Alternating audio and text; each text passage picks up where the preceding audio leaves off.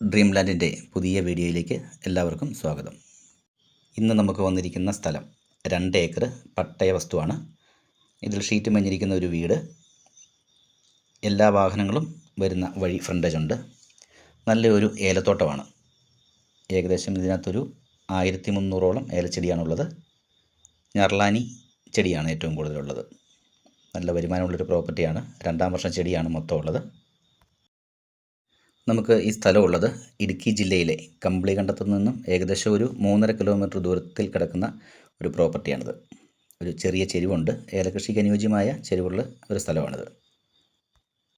ഒരു 30 മീറ്ററോളം വഴി ഫ്രണ്ടേജുള്ള ഒരു സ്ഥലവും കൂടിയാണിത്. നമുക്കിത് നല്ല ഒരു ടൂറിസം പർപ്പസിനൊക്കെ ആയിട്ട് നമുക്കത് ഉപയോഗിക്കാൻ പറ്റുന്ന സ്ഥലമാണ്. പിന്നെ അതുപോലെ ഏലകൃഷി മാത്രമല്ല, എല്ലാ കൃഷികൾക്കും അനുയോജ്യമാണ്. എന്നാൽ പോലും നിലവിൽ പറമ്പിൽ നിറച്ച് ഏലച്ചെടി മാത്രമാണുള്ളത്.